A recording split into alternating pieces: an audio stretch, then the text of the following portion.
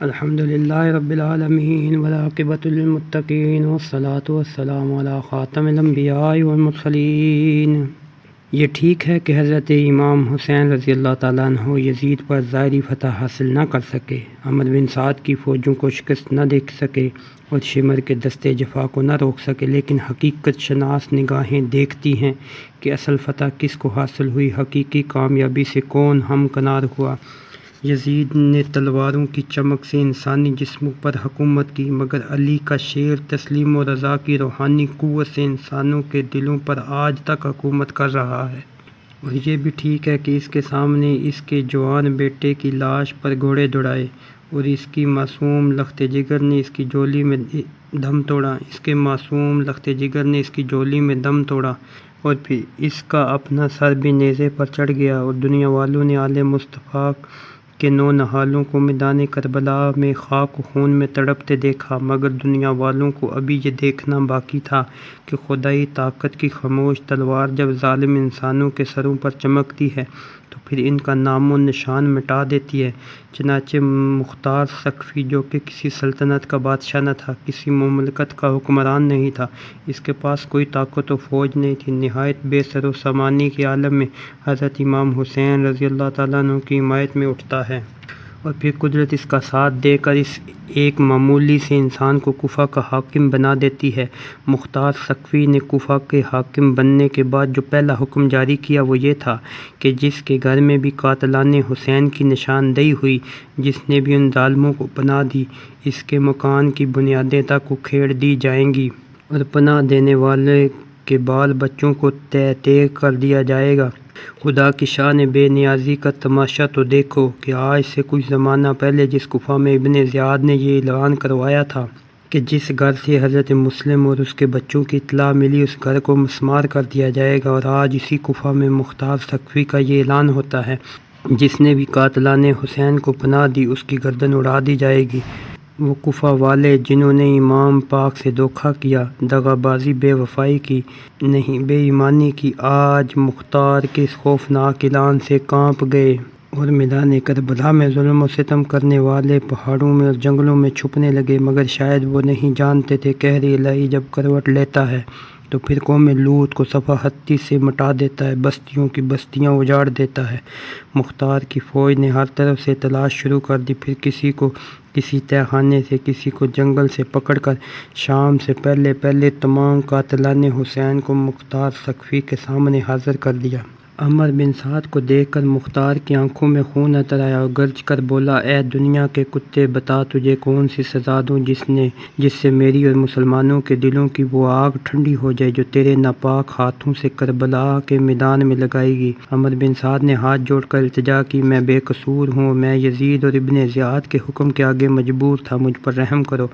مختار عمرو بن سعد کی اس گفتگو سے اور بھی بھڑک اٹھا اور کہا، میرے آقا حسین کتنا ہی بہادر تھا، جس نے اپنی آنکھوں سے تمہارا ظلم کو دیکھا، پھر بھی اس نے تمہارے آگے رحم کی درخواست نہیں کی اور پھر حکم دیا اس کا بیٹا حفص سامنے لایا جائے۔ عمر بن سعد کے سامنے اس کے بیٹے کی گردن تن سے جدا کر دی تاکہ ظالم عمر سعد کو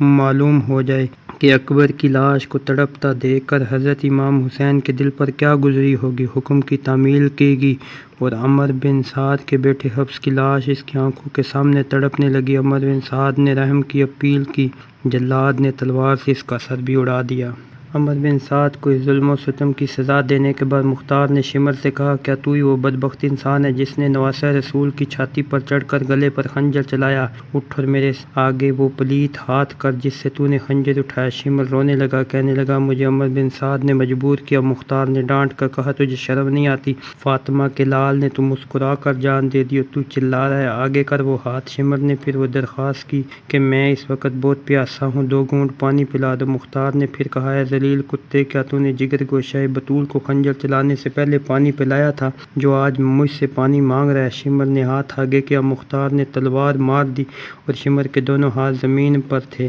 پھر مختار نے شمر کے گلے پر خود خنجر چلا کر اس کو ختم کر دیا۔ شمر کو اس کے کیے کی سزا دینے کے بعد مختار نے حرملہ سے کہا کہ کیا تو ہی وہ شقی القلب انسان ہے جس نے امام پاک کی جولی میں اصغر کے گلے میں تیر مارا تھا؟ اٹھ اور میرے سامنے کھڑا ہو جا۔ اور پھر مختار نے فوجیوں کو حکم دیا کہ اس پر تیروں کی بارش کی جائے اور آخری تیر اس کے حلق سے آر پار ہو گیا۔ حرملہ کی لاش ابھی زمین پر تڑپ ہی رہی تھی کہ حولہ لایا گیا۔ حولہ کو دیکھ کر مختار کا خون کھول گیا، آنکھیں غصے سے سرخ ہو گئیں اور گرج کر بولا، یہ ہے وہ سنگ دل اور دشمن خدا جس نے امام پاک کے سینے پاک پر برچھا مارا۔ پھر نواسہ رسول کا سر اقدس نیزے پر چڑھا کر ابن زیاد کے پاس اسی کوفہ میں لایا تھا۔ اگرچہ اسے جتنی سزا دوں میرا کلیجہ ٹھنڈا نہیں ہوگا، مگر اس کی سزا یہ ہے پہلے اس کے دونوں ہاتھ کاٹے جائیں، پھر دونوں پاؤں، پھر اس کے سینے پر برچھا مار کر اس کو واصل جہنم کیا جائے، پھر اس کا سر کاٹ کر نیزے پر چڑھا کر میرے سامنے لایا جائے۔ جلادوں نے ایسے ہی کیا۔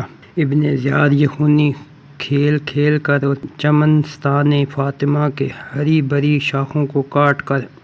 اور اس کے مہکتے ہوئے پھولوں کو توڑ کر اور پھر یزید سے موصل کی حکومت اس ظلم و ستم کے انعام میں حاصل کر کے ہر طرف سے بے خوف ہو کر بیٹھ گیا تھا، مگر اس ظالم کو یہ معلوم نہ تھا کہ خدا کی لاٹھی بے آواز ہے، اس کا قہر خاموش ہے، اور اسے یہ بھی معلوم نہ تھا کہ مختار قہر الہی کی صورت میں نمودار ہو چکا ہے اور اس کے اشاروں پر ناچنے والے عمر بن سعد اور خولہ اپنے ظلم کی سزا پا چکے ہیں۔ مختار ثقفی نے ابراہیم بن مالک اشتر کو حکم دیا کہ ایک بھاری فوج کے ساتھ ابن زیاد پر حملہ کر دیا جائے اور اس کو زندہ یا مردہ میرے سامنے پیش کیا جائے۔ چنانچہ ابراہیم بن مالک اشتر نے ابن زیاد پر حملہ کر دیا، اگرچہ اس کے پاس سامان حرب بھی کم تھا اور فوج بھی تھوڑی تھی، مگر چونکہ قدرت ان کے ساتھ تھی، منشاء قدرت یہی تھا کہ قاتلان حسین کو ان کے ظلم و ستم کی پوری سزا ملے، اس لیے ابن زیاد نے کافی فوج اور ساز و سامان کے باوجود بھی مقابلہ نہ کر سکا اور صلح کی متواتر کئی پیغام بھیجے، مگر اس کی کوئی چال کامیاب نہ ہو سکی تو خود میدان میں آیا اور ابراہیم کے ہاتھوں قتل ہو گیا۔ پھر اس کا سر بھی نیزے پر چڑھا کر کوفہ میں مختار ثقفی کے سامنے لایا گیا۔ یزید کے ان فوجی افسروں کو ختم کرنے کے بعد مختار نے حکم دیا کہ اب ہر وہ شخص جو کربلا میں عمر بن سعد کے ساتھ تھا اس کو بھی قتل کر دیا جائے اور نہر فرات پر قبضہ کرنے والوں، لاشوں پر گھوڑے دوڑانے والوں اور تیر چلانے والوں کا بھی خاتمہ کر دیا جائے۔ چنانچہ ایسے ہی کیا گیا، اور جب مختار تمام دشمنان اہل بیت اور قاتلان امام حسین رضی اللہ تعالیٰ عنہ کو واصل جہنم کر چکا تو فرمایا کہ ان سزاؤں سے میری آگ نہیں بجھی، یہ تو میں نے صرف اپنا فرض ادا کیا، اصل سزا تو ان کو حشر کے دن ملے گی۔